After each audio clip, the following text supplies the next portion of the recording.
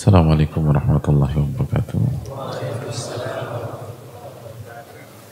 Bismillahirrahmanirrahim. Alhamdulillahi rabbil alamin. Wa bihi nasta'in ala umuri dunya wa din. Nahmaduhu wa nasta'inuhu wa nastaghfiruh. Wa na'udzu billahi min syururi anfusina wa min sayyiati a'malina. Man yahdihillahu fala mudilla lahu wa man yudlil fala hadiya lahu. Nashhadu an la ilaha illallah wahdahu la syarika lah wa anna Muhammadan abduhu wa rasuluhu la nabiyya ba'dah. Allahumma salli wa sallim wa barik wa an'im ala nabiyyina Muhammadin wa ala alihi wa sahbihi ajma'in.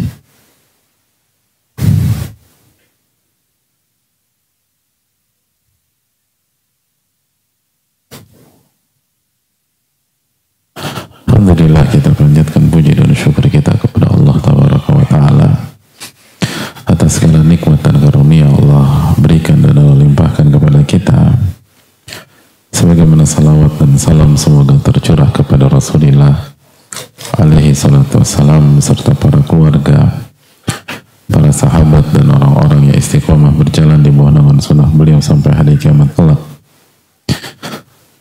Allahumma salli wa sallim wa barik wa an'im ala nabiyyina Muhammadin wa ala alihi wa sahbihi ajma'in. Hadirin Allah muliakan, alhamdulillah kita mengucapkan puji dan puja syukur kita kepada Allah Subhanahu wa taala yang kembali mempertemukan kita di majelis yang mulia ini. Dan semoga Allah memberikan kita ilmu nafi dan melindungi kita dari ilmu yang tidak bermanfaat. Dan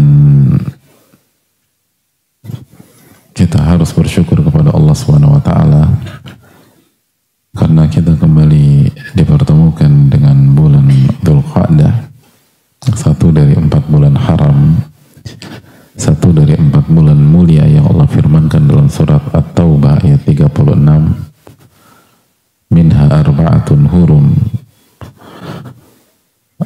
4 bulan di mana setiap amal ibadah pahalanya dilipat gandakan oleh Allah dan setiap dosa pun dilipat gandakan oleh Allah Subhanahu wa taala. Maka kita ucapkan selamat datang di musim ibadah setelah musim ibadah sebelumnya kita lalui di bulan Ramadan.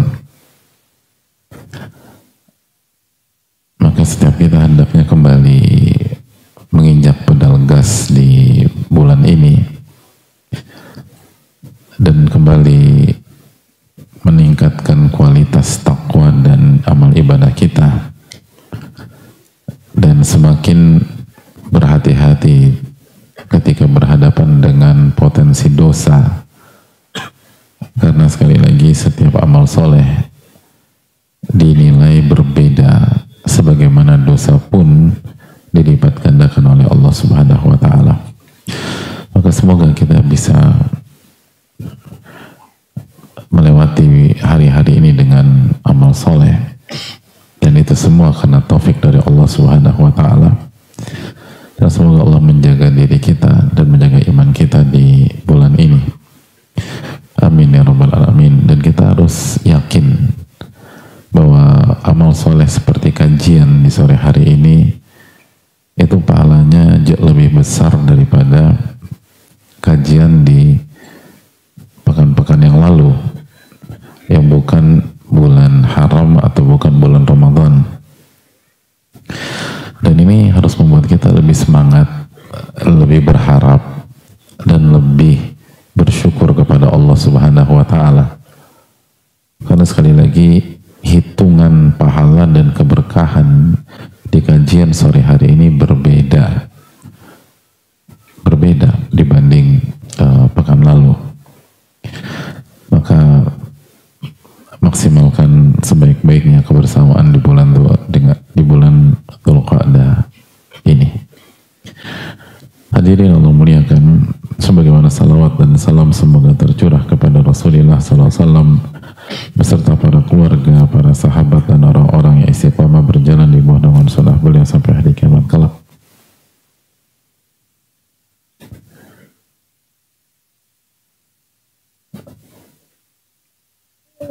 Kembali bersama Tadkiratus Sami, kembali bersama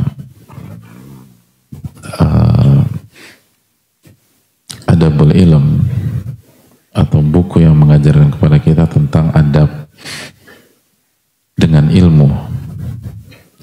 Adab dengan ilmu. Kenapa demikian? Karena hadirin yang Allah muliakan, hanya dengan adab kita bisa mendapatkan ilmu yang bermanfaat. Al-ilmu jamil la yunadu illa bil jamal. Ilmu itu indah dan gak akan bisa diraih kecuali dengan cara yang indah. Mungkin kita bisa paham hanya mengandalkan kecerdasan kita. Mungkin kita bisa hafal hanya mengandalkan daya ingat kita. Tapi kita tidak mungkin mendapatkan ilmu nafi, ilmu yang bermanfaat, hanya mengandalkan kecerdasan dan daya hafal tersebut. Ilmu nafi hanya bisa didapatkan dengan adab, adabul ilm, adab dalam dunia ilmu. Hanya bisa didapatkan dengan memuliakan ilmu. Makanya Yusuf bin Husain atau Yusuf bin Husain mengatakan, bil adabi tafhamul ilma. Hanya dengan adab Anda memahami hakikat dari ilmu. Hanya dengan adab. Gak bisa dengan cara yang lain. Nah, di antara adab dengan ilmu, kita diminta membersihkan hati kita ketika belajar, ketika datang ke kajian, ketika duduk di majelis, ketika pulang dari kajian, ketika menjalani hari-hari kita atau hari-hari hijrah kita. Jangan berpikir bahwa hanya datang ke majelis ilmu, hanya ikut kajian di sosial media tanpa memfokuskan diri dalam membersihkan hati, kita akan berhasil di jalan ini. Gak bisa, hadirin. Harus ada waktu untuk mengaudit apa yang terjadi di hati kita. Harus ada waktu untuk melakukan investigasi. Hati saya ini pekan ini ngapain aja? Sudah ikhlas atau belum? Sudah bertakwa atau belum? Takut sama Allahnya gimana? Dan seterusnya. Karena ini syarat untuk mendapatkan ilmu nafi. Karena sekali lagi ilmu nafi itu tempatnya di hati, sehingga hati itu tidak boleh kotor. Begitu hati kotor, itu dampaknya ke ilmu kita, dampaknya ke hafalan kita.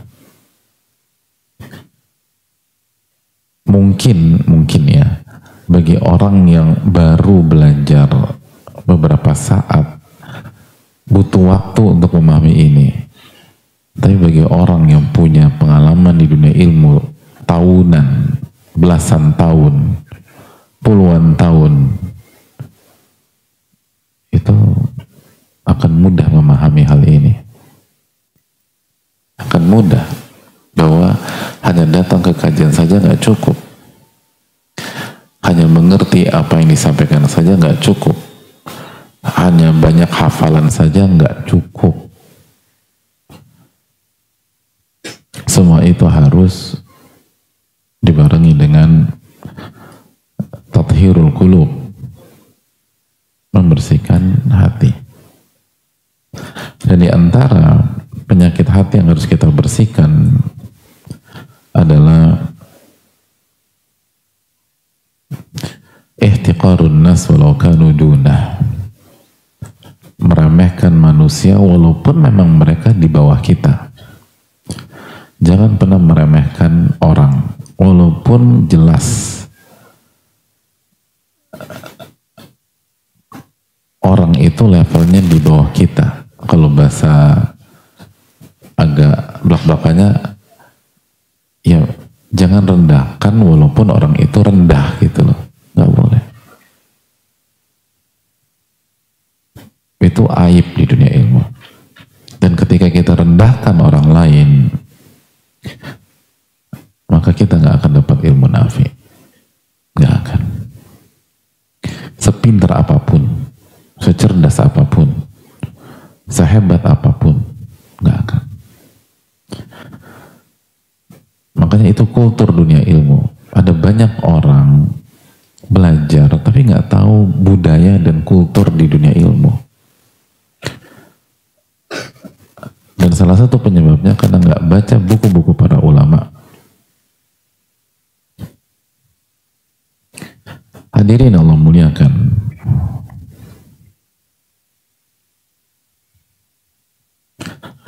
Murid-murid Atha bin Abi Rabah, sebagaimana yang dijelaskan Al-Khatib dalam kitab Al-Jami' li Akhlaqir Rawi wa Adabi Sami, salah satu buku rujukan dalam dunia ilmu, karya Al-Khatib Al-Baghdadi, ulama yang hidup di abad ke-5 Hijriah. Salah satu atau di antara murid-murid Atha bin Abi Rabah, Atha bin Abi Rabah ulama besar di Mekah pada saat itu, di masa tabi'in. Mereka menceritakan bagaimana sikap guru mereka Atha bin Abi Rabah, bagaimana karakter guru mereka Atha bin Abi Rabah. Mereka mengatakan inna syab yatahaddatsu bihaditsin. Mereka menceritakan bahwa guru mereka pernah menceritakan sebuah kejadian. Inna syab la yatahaddatsu bihaditsin. Ada seorang anak muda, hadirin. Ini anak muda bicara panjang lebar di hadapan Atha bin Abi Rabah dan membawakan hadis di hadapan Atha bin Abi Rabah. Fa'astami'u lahu ka'anni lam asma'. Bayangkan, bicara membawakan hadis di hadapan nama besar di abad itu, bukan di waktu itu, di abad itu. Dan sampai detik ini Atha bin Abi Rabah tetaplah menjadi salah satu nama-nama besar yang namanya selalu harum di sejarah kita. Ada anak muda datang bicara. Lalu apa yang dilakukan Atha bin Abi Rabah rahimahullah? Beliau mendengar dengan seksama, serius. Ka'anni lam asma', dengan fokus dan keseriusan, seakan-akan aku belum pernah mendengar keterangan tersebut, belum pernah mendengar hadis tersebut. Jadi beliau mendengarkan, lalu beliau fokus, beliau nggak main handphone, beliau nggak ngobrol, beliau nggak udah pernah dengar nih setahun yang lalu, enggak. Beliau fokus dengar dan fokus memperhatikan. Oh gitu ya, Masya Allah, Barakallahu fikum. Wah, Masya Allah. Gimana sih orang fokus mendengar sebuah keterangan seakan-akan itu kali pertama dia mendengar.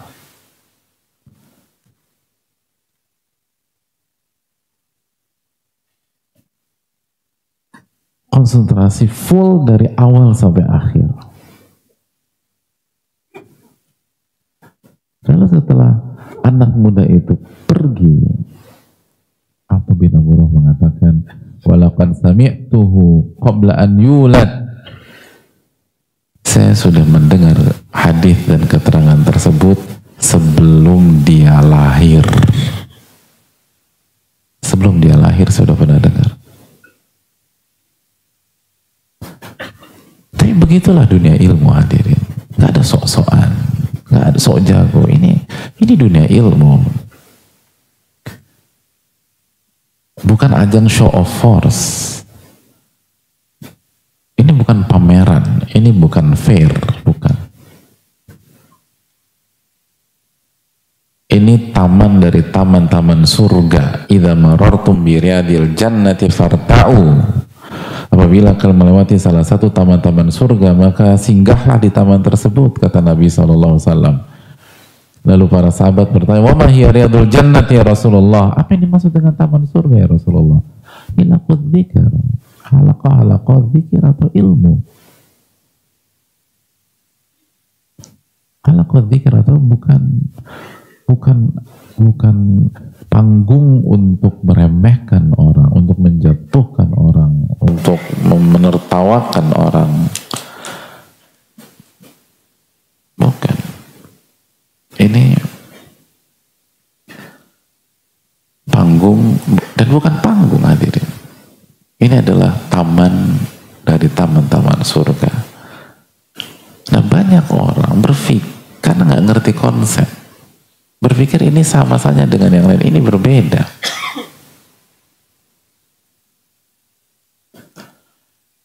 Makanya Al-Khatib Al-Baghdadi membawakan ucapan Khalid bin Safwan rahimahullahu ta'ala. Khalid bin Safwan mengatakan, "Idza ra'aita muhadditsan yuhadditsu haditsan qad sami'tahu."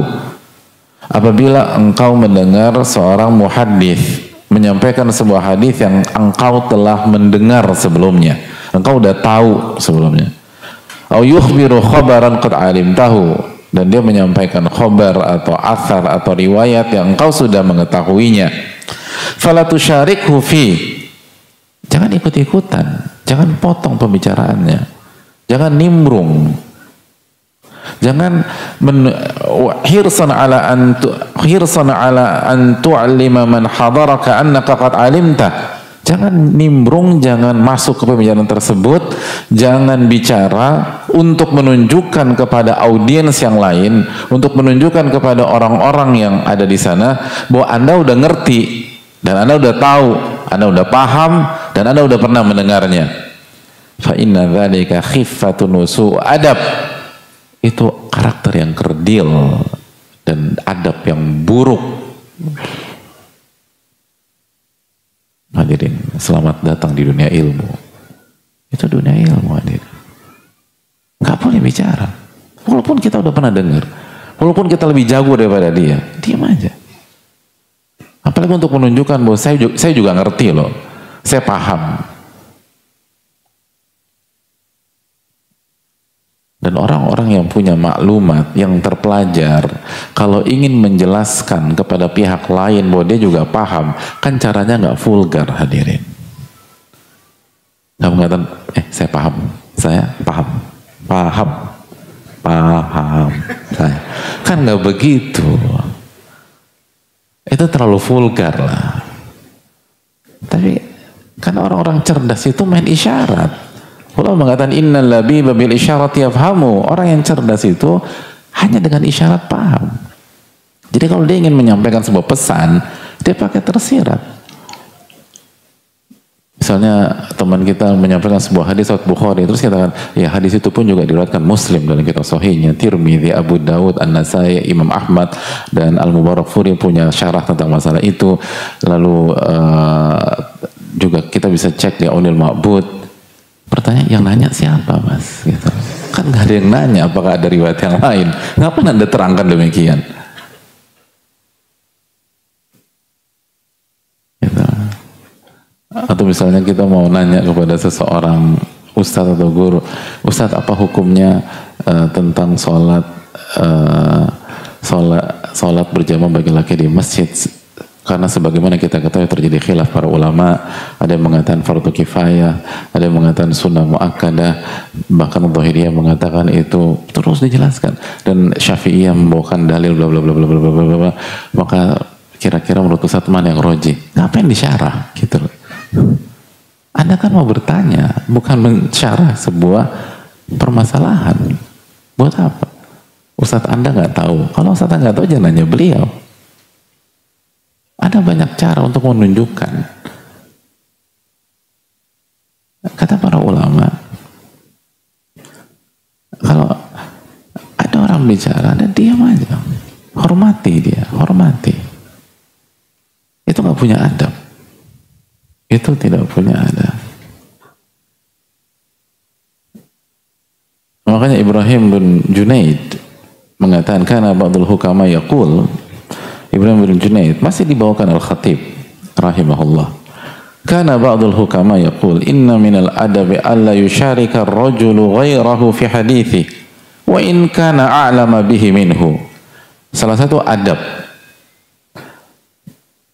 adalah ketika seseorang tidak masuk ke dalam pembicaraan pihak lain, nggak nimbrung, walaupun dia lebih ngerti tentang masalah itu, walaupun dia lebih jago, walaupun dia lebih paham terhadap hadisnya, jangan masuk.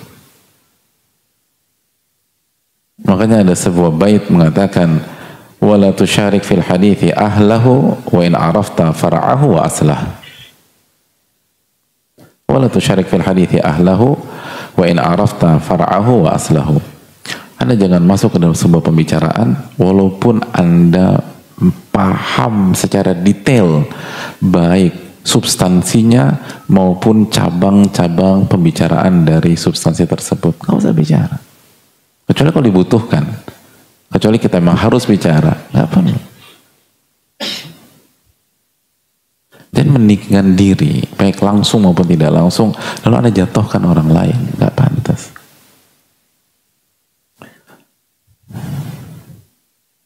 Hadirin Allah muliakan, ini dunia ilmu, jangan rendahkan orang. Kan itu tadi, ketika Anda masuk, lalu Anda tunjukkan Anda lebih paham, Anda kan jatuhkan pembicara awal. Anda merendahkan dia untuk memperlihatkan kepada audiens yang lain atau para hadirin di sana bahwa saya lebih ngerti daripada dia dan dia di bawah saya. Jangan Anda rendahkan orang, biarkan saja.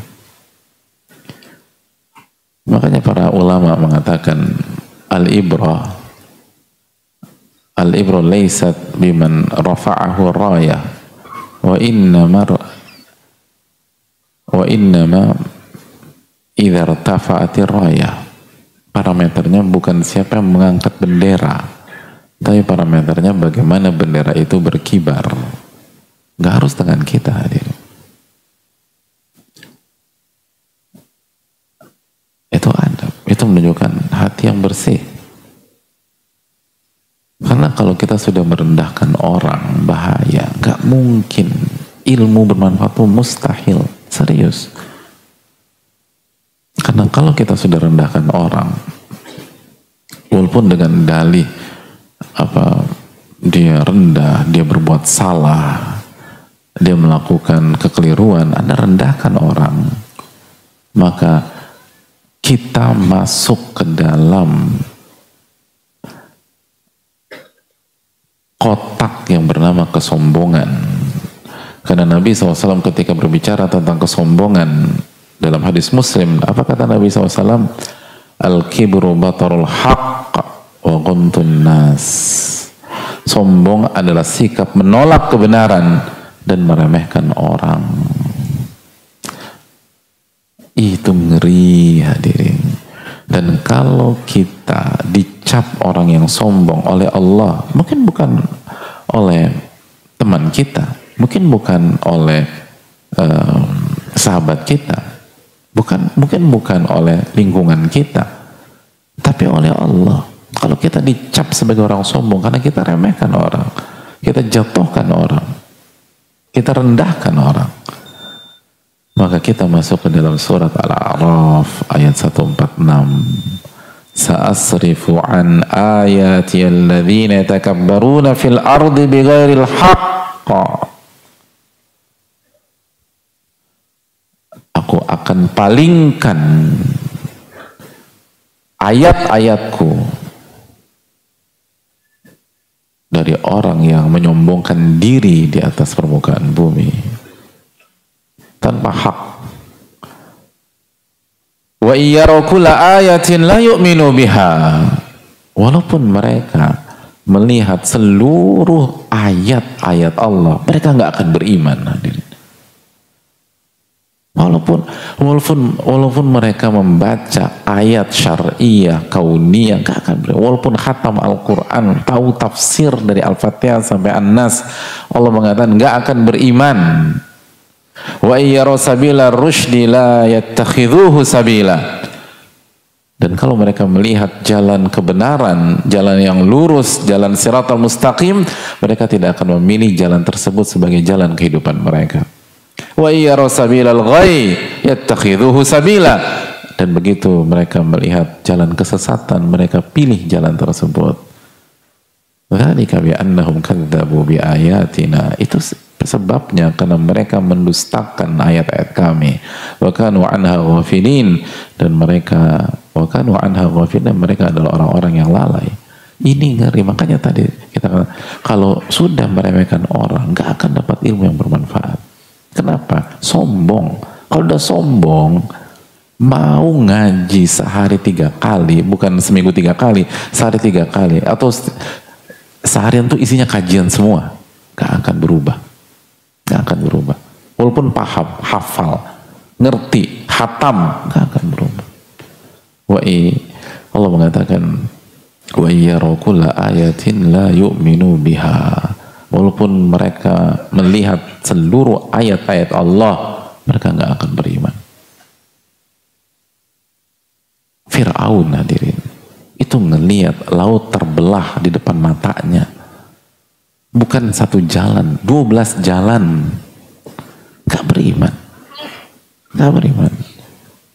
Pernah ngeliat laut terbelah hadirin? Hah? Ya gak pernah. Yang bisa lihat cuma pengikut Nabi Musa atau pengikut Fir'aun. Nah, antum pilih deh ikut pengikut mana. Ya gak mungkin. Mana ada laut terbelah antum lihat. Ini laut terbelah depan mata. Gak beriman. Itu kurang apa lagi? Depan matanya ngelihat. Ini ayat tadi, bukan ayat-ayat ilusi, bukan ayat hiperbola. Ini firman Allah. Kalau udah sombong, mau semua ayat di depan mata nggak ada gunanya. Mau ngaji sama Ustadz A, Ustadz B, Ustadz C, Ustadz D, nggak ada gunanya.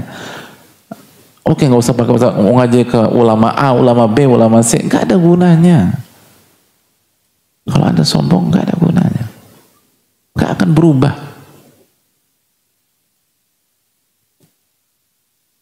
Sudah masuk waktu maghrib. Oke, aku lupa lihat. Kita lanjutkan di pada maghrib, dan ada 1 poin penting kita akan bahas di pada maghrib. Wassalamualaikum warahmatullahi wabarakatuh. Assalamualaikum warahmatullahi wabarakatuh.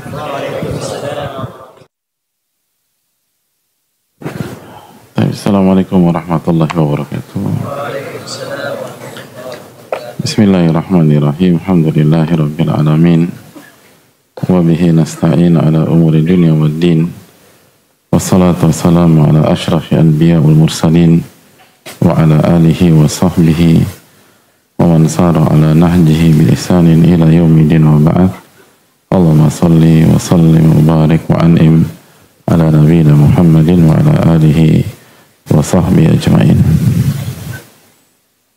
Alhamdulillah, kita panjatkan puji dan syukur kita kepada Allah Subhanahu wa taala sehingga kita bisa melanjutkan materi kita pada salat maghrib ini.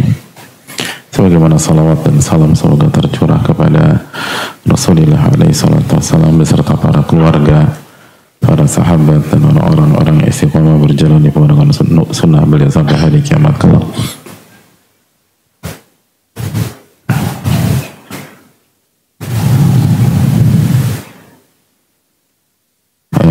Hadirin Allah muliakan, masalah merendahkan orang, menjatuhkan orang, atau mengkerdilkan orang, bahkan bukan hanya atau dilarang bukan hanya kepada pihak yang lebih rendah daripada kita, tapi juga kepada pihak yang melakukan kesalahan. Dan ini hukum umum.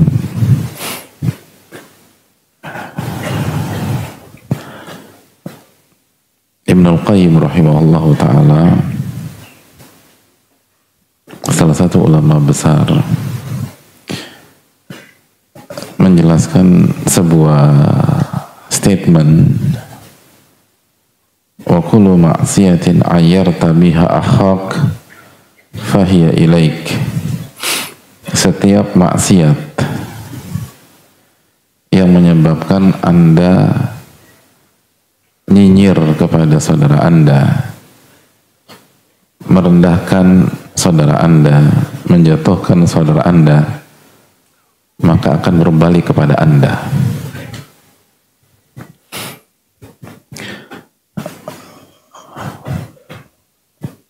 Jadi setiap maksiat, atau apa bahasa simpelnya gini loh, apabila saudara Anda melakukan maksiat, melakukan kesalahan, lalu Anda rendahkan dia, nyinyir sama dia, lalu merendahkan, mengolok-olok, maka nanti akan berbalik ke Anda.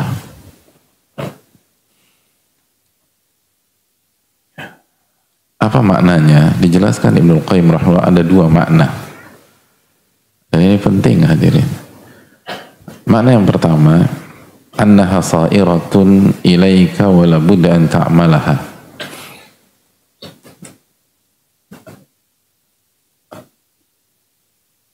Maknanya adalah itu maksiat akan berbalik kepada Anda. Suatu saat nanti Anda akan melakukan itu. Na'udzubillah. Suatu saat nanti Anda akan jatuh di kesalahan yang sama. Ada teman kita misalnya zina gitu, terus kita rendahkan, kita nyinyir, kita jatuhkan, suatu saat Anda akan berzina. Na'udzubillah. Na'udzubillah. Ada teman kita mungkin dia baru ngaji seterusnya, terus kita dengar dia dia melakukan perbuatan, atau dia misalnya dia clubbing, dia melakukan maksiat di waktu malam, terus kita jatuhkan dia, kita nyinyir, kita rendahkan dan seterusnya. Suatu saat Anda akan lakukan hal itu. Na'udzubillah. Na'udzubillah.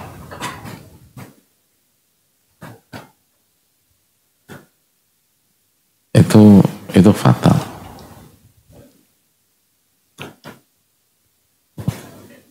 Dan di antara di antara makna yang lain, atau di antara cabang dari makna yang pertama ini, kata Ibnu Qayyim, fa fi ta'yir darbun khafiyun minasy-syumatati bil mu'ayyar. Fa fi ta'yir darbun khafiyun minasy-syumatati bil mu'ayyar. Saat kita merendahkan orang, lalu nyinyir sama orang, bahkan menjatuhkan orang karena kesalahan dia, ini clear salah loh ya, bukan sebatas lebih rendah dari kita. Orang yang lebih rendah dari kita belum tentu dia jatuh ke dalam kesalahan, benar gak sih? Kita dapat nilai 9, ada teman kita dapat nilai 8, dia lebih tinggi atau rendah? Susah pertanyaannya. Belum makan, lebih rendah daripada kita, tapi nilai 8 itu nilai positif atau negatif?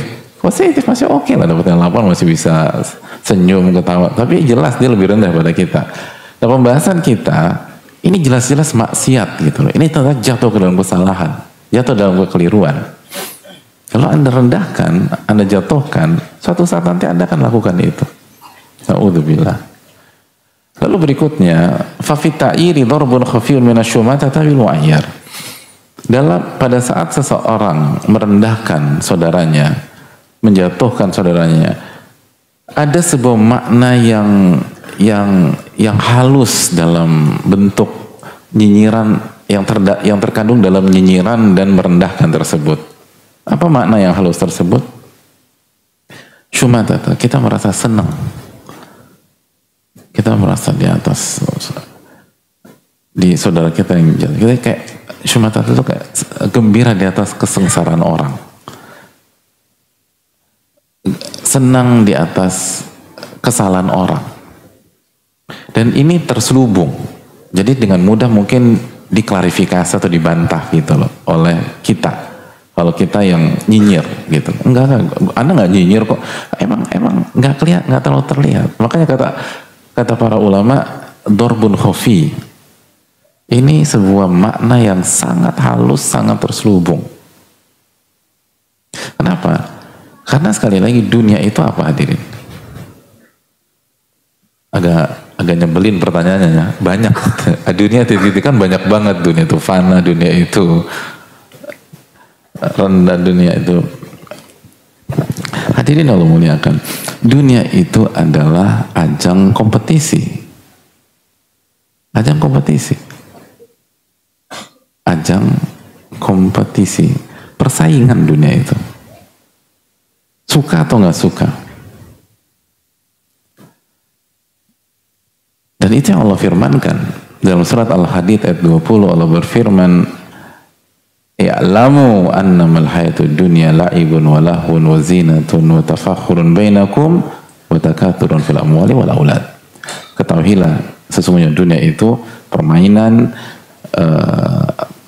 sia-sia, perhiasan, wa tafakhurun berbangga-bangga, wa takathurun berbanyak-banyakan, berbangga-bangga di antara kalian dan banyak-banyakan dalam masalah harta, keturunan dan seterusnya. Dunia itu kompetisi, dunia ajang berbangga-bangga.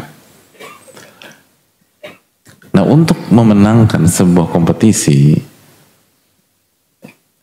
kita ada beberapa cara kan. Di antara caranya kita biasa-biasa saja, tapi kompetitor kita jatuh gitu aja. Ya nggak sih? Catatan waktu kita buruk gitu loh. Misalnya hadirin ikut F1 terus jalan,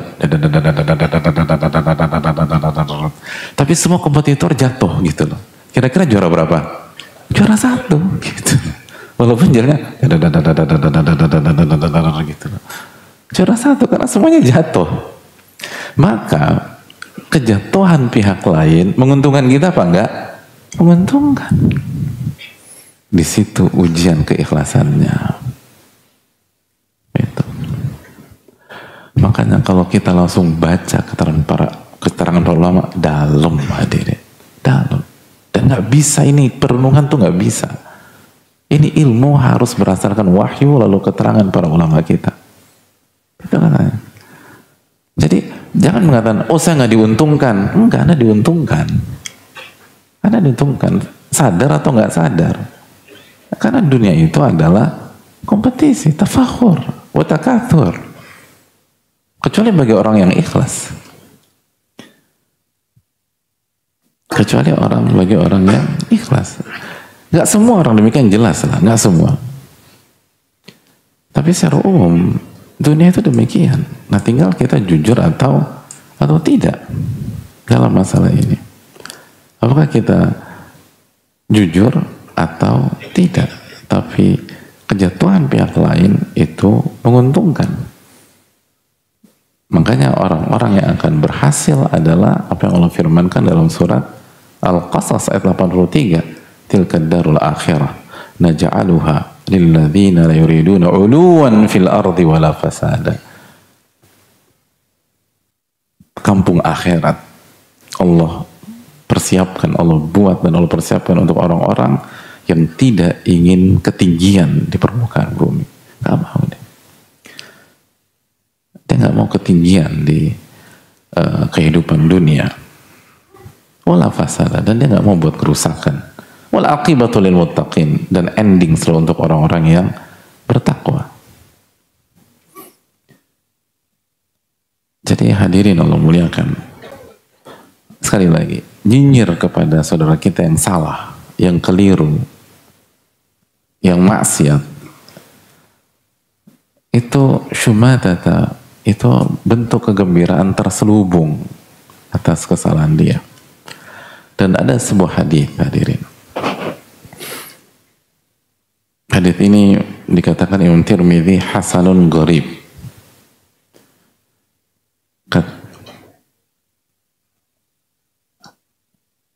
Ada sebagian ulama memang melemahkan sanad hadis ini, tapi sebagian ulama menghasankan seperti Tirmidzi. Tapi bagi yang melemahkan pun maknanya benar.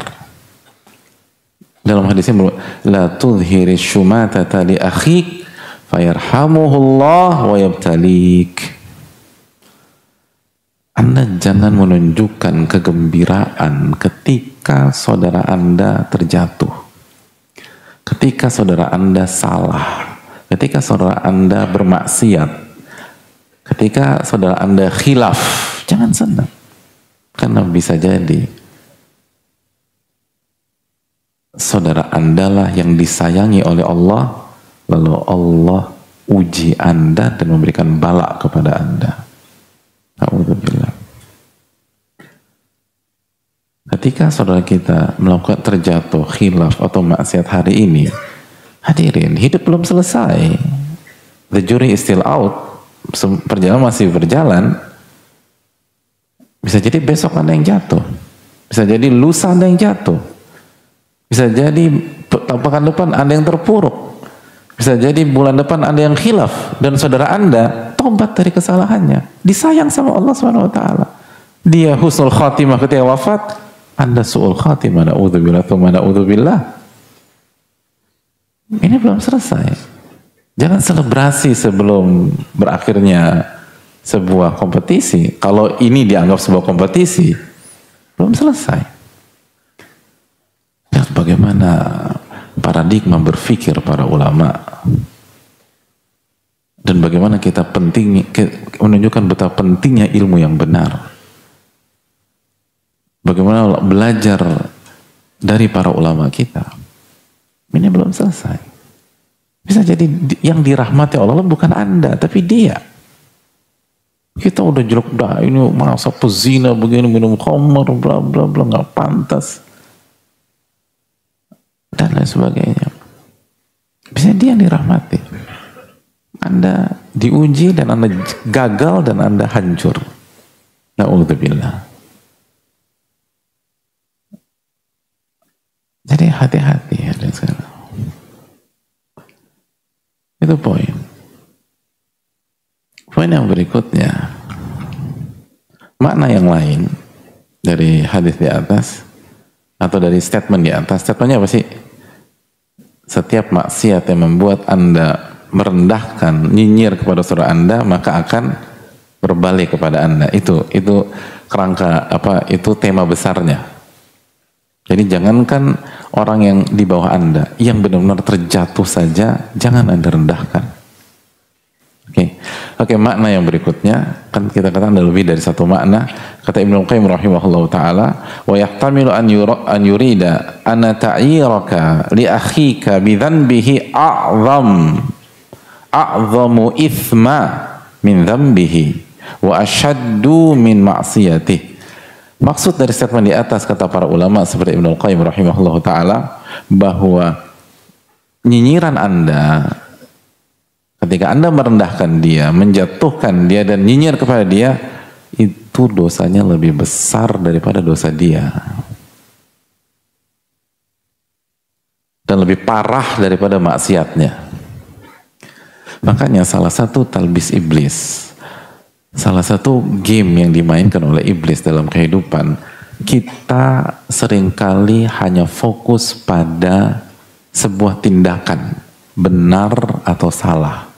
Dan ketika kita sampai pada sebuah kesimpulan, misalnya salah, maka kita akan beri tanda baca titik.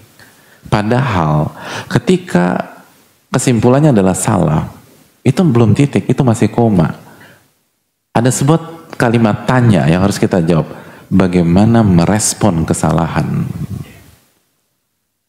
Ada banyak orang, saudaranya jelas salah, tapi dia merespon dengan kesalahan juga. Jadi apa bedanya dia dengan kita? Dia salah, tapi kita merespon kesalahannya dengan sikap yang salah. Bahkan ketika kita merespon dengan nyinyiran, dengan menjatuhkan dan merendahkan, kesalahan kita lebih parah daripada kesalahan dia. Ini hukum umum. Walaupun mungkin ada pengecualian. Tapi secara umum demikian. Kan demikian. Dan ini konsep yang sangat mewah. Dan terapkan dalam setiap sendi kehidupan kita. Contoh, suami kita salah. Tapi pertanyaannya, bagaimana kita sebagai istri menyikapi suami kita yang salah? Ada banyak istri ketika suaminya salah, disikapi dengan cara yang salah juga, jadi berantakan. Atau istri kita salah, oke istri kita salah. Tapi bagaimana kita sebagai suami menyikapi kesalahan istri? Ketika istri bisa salah, kita juga bisa salah dalam menyikapi kesalahan istri. Dan jangan-jangan merespon kesalahan suami kita atau merespon kesalahan istri kita dengan sebuah sikap, bisa jadi sikap tersebut lebih parah daripada kesalahan pasangan kita. Jadi kita berpikir kalau orang salah, kita berhak melakukan apapun. Kita berhak mengomentari apapun, kita berhak kasih komen apapun, kita berhak memvonis apapun, kita berhak menjudge apapun. Itu konsep dari mana hadirin? Lihat bagaimana Ibnu Qayyim dan para ulama mengatakan bahwa bisa jadi cara Anda merespon saudara Anda lebih parah, lebih fatal daripada kesalahan dia itu sendiri. Dan itu blind spot kita suka lupa itu.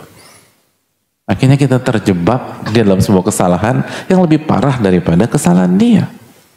Mungkin dia salah, tapi Anda bersikap, apakah sudah benar?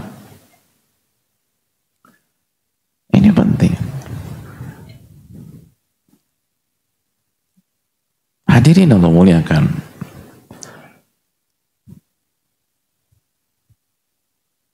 Ini bukan berarti kita tidak mengatakan yang salah itu salah dan yang benar itu benar.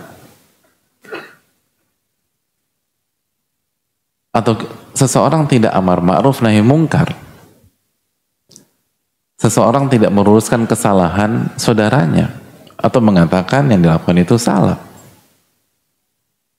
Tapi jangan dijatuhkan. Salah ya salah.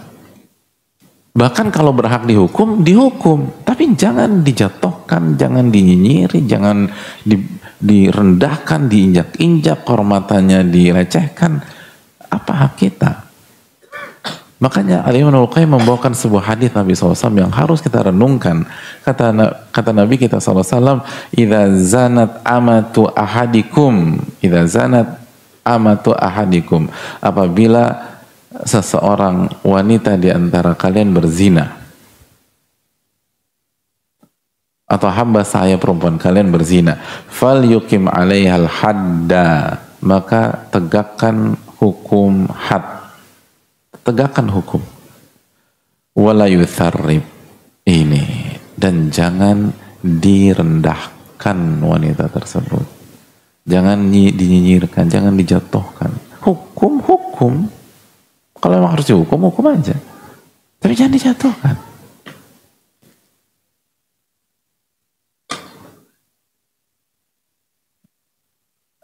Itu penting, hadirin sekalian. Makanya ini mahal sekali, dan ini tentang tauhid itu sendiri. Kata para ulama, wal qasdu iqamatul had, la ta'yir wa tathrib. Karena tujuan menghukumnya adalah dalam rangka mengamalkan perintah Allah, bukan meremehkan, bukan menjatuhkan dan nyinyir sama dia. Jadi kalau ada pendosa atau ada orang yang melakukan kesalahan atau maksiat harus dihukum, kata para hukum. Tapi ketika Anda menghukum, dalam hati Anda, saya ini menghukum hanya dalam rangka menjalankan perintah Allah, bukan menjatuhkan dia. Bisa jadi dia lebih baik daripada saya, tapi cuman dia jatuh aja dalam kesalahan ini. Sedangkan kesalahan kita bisa jadi ditutup sama Allah SWT. Atau kita enggak, kesalahan kita jauh lebih banyak, tapi bukan dalam kesalahan yang ada konsekuensi hukumnya di dunia. Tapi kalau kita nggak tobat, lebih fatal kita daripada dia. Misalnya ria dosa nggak? Dosa. Tapi apakah ada hukuman pidana terhadap ria? Barang siapa yang ria di majelis taklim 1 kali, penjara 20 tahun. Kan nggak ada, hadirin. Nggak ada. Khomer itu ada hukuman hadnya. Ada hukumannya. Minum khomer itu ada hukumannya. Tapi pertanyaannya, mana yang lebih parah? Dosa khomer atau ria? Kata para ria. Karena ria syirik kecil. Ini yang kadang-kadang kita berpikir. Sedangkan itu tadi, dan ada banyak dan banyak orang yang riya nggak ketahuan, karena bukan maksiat zahir, tapi jelas itu maksiat dan itu dosa yang sangat parah. Jarang ada orang riya kepergok gitu loh.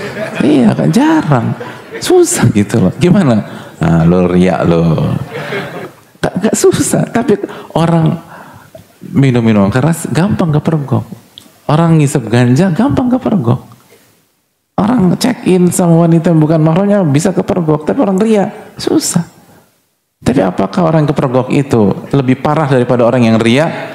Enggak. Ini yang kadang-kadang membuat kita keliru dalam hidup.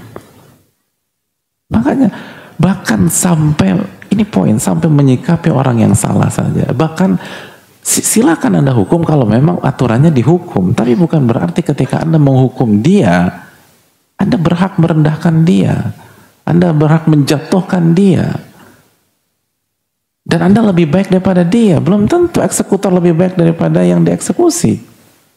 Itu kaidah dari mana?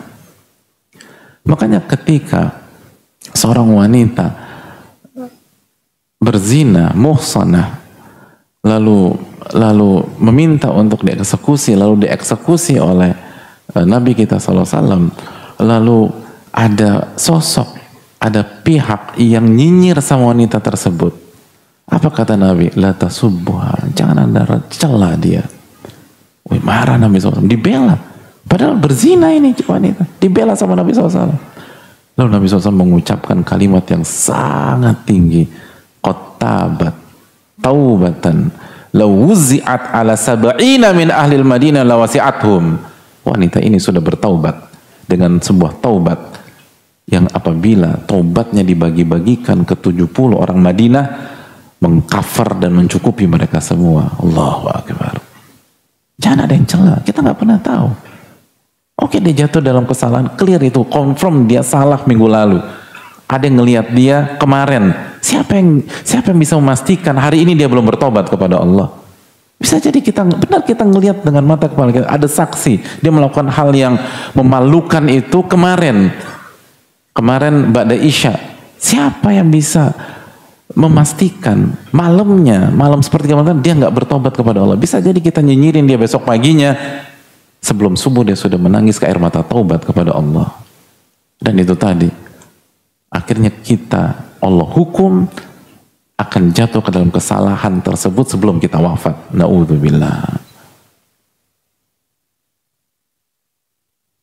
Jadi konsep ini itu nggak bisa dipisahkan dari konsep tauhid. Bukan hanya sekedar respect horizontal, enggak. Sekali lagi, bidang-bidang dunia ini punya konsep ini, tapi sebatas respect horizontal. Kita berbicara ini dalam konteks tauhid, karena kita tahu bahwa kita tidak aman. Makanya Allah mengatakan, ulama mengatakan seperti Ibnu Qayyim, wala ya'man karratil qadar wa satwatahu illa ahlul jahl billah. Tidak ada yang merasa aman dari takdir Allah dan kemampuan Allah merubah kondisi seseorang kecuali orang-orang yang bodoh terhadap Allah. Itu dalam. Maksudnya apa? Anda tuh bisa dirubah Allah dalam hitungan. Allah tuh kalau mau merubah Anda dari atas sehingga jatuh ke bawah tinggal bilang kun fayakun. Kok Anda kayak merasa aman, terus ngejatuhin orang, merendahkan orang, merasa diri, itu kebodohan. Hanya orang-orang, kata Ibnu Qayyim, hanya orang yang bodoh terhadap Allah yang melakukan hal tersebut. Adapun orang-orang beriman, orang-orang bertauhid, ketika melihat saudaranya di bawah dia atau salah, dia berusaha objektif, yang salah, tapi dia tidak merasa dia lebih baik daripada yang lain. Dan dia yakin bahwa setiap saat kalau dia tidak ditolong oleh Allah, dia akan jatuh. Dan dia yakin bahwa ketika dia berada di sebuah posisi yang terhormat, Itu karena Allah yang menolong dia dan Allah yang menutup aib-aibnya. Makanya para ulama kita mengatakan, kalau saja dosa itu beraroma, tidak ada yang mau duduk di samping saya. Tapi Allah buat dosa kita hilang efeknya. Ini masalah iman, masalah tauhid, dan ini harus dimiliki oleh penuntut ilmu. Ada Allah dengan segala kekuatan bisa merubah Anda. Dia di atas, Anda di bawah. Apa susahnya bagi Allah? Apa sulitnya bagi Allah tabaraka wa ta'ala? Hanya orang-orang yang bodoh terhadap Allah yang tidak mengerti tentang konsep ini, kata Ibnu Qayyim. Adapun orang yang mengenal Allah subhanahu wa ta'ala, dia tahu, maka dia tawadhu. Makanya kan ketika dia melihat saudaranya terjatuh atau terkena musibah dalam agamanya, musibah kan ada dua, musibah secara dunia dan musibah secara agama. Musibah agama kan melakukan maksiat, makanya doa di antara doa Nabi SAW yang Nabi SAW ajarkan kepada kita, wala taj'al musibatana fi dinina, ya Allah jangan jadikan musibahku menyerang agamaku. Maka ketika kita melihat saudara kita terjatuh dalam musibah, baik musibah dunia maupun musibah agama, kan kita baca alhamdulillahilladzi afani mimma ibtalahu bihi wa faddalani ala katsirin mimman khalaqa tafdila. Segala puji bagi Allah yang telah menyelamatkan saya dari ujian dia, dari kondisi yang dialami, dan Allah yang ngangkat saya dari banyak sekali hamba-hambanya. Jadi bukan kita yang hebat, bukan kita yang cerdas, bukan kita yang baik, bukan kita yang punya prestasi, bukan kita yang luar biasa, bukan kita yang jago, bukan Allah yang angkat kita kok. Dan Allah yang di waktu yang sama, yang Allah yang tutup aib kita. Jadi apa alasan kita merendahkan orang lain, menyinyir orang lain, menertawakan kesalahan orang lain? Kesalahan disalahkan, bukan ditertawakan. Masa gitu aja nggak ngerti? Hadirin, kalau Allah nggak kasih taufik, kita akan terjatuh dalam kesalahan-kesalahan konyol. Benar deh, benar.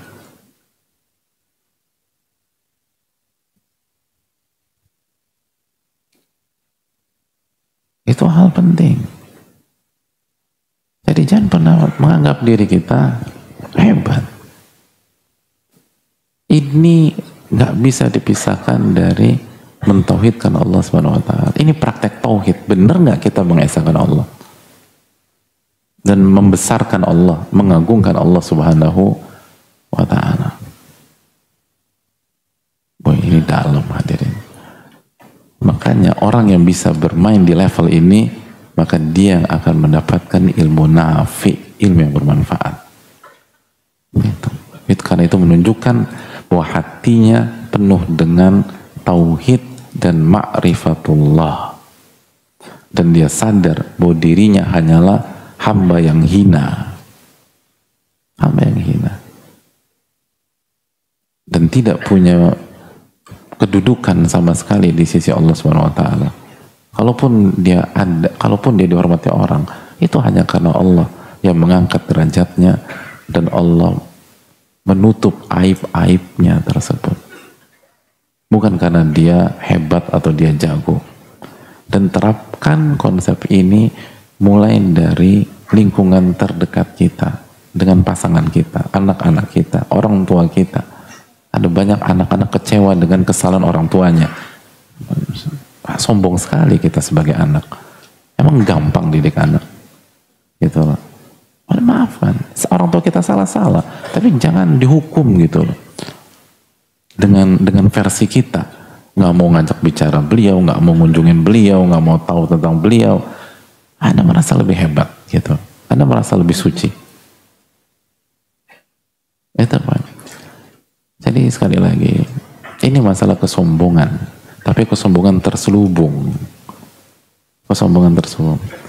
Terakhir, kalau kita merasa rendah hadirin, maka kita nggak akan melakukan nyinyiran atau karena itu tadi saya ingin tanya, ketika ada murid dapat ujian fisika nilainya 3,5, kira-kira yang nyinyir sama dia, yang ngerendahin dia, yang mololok dia, teman-teman yang nilainya berapa hadirin? Nilai berapa? 4.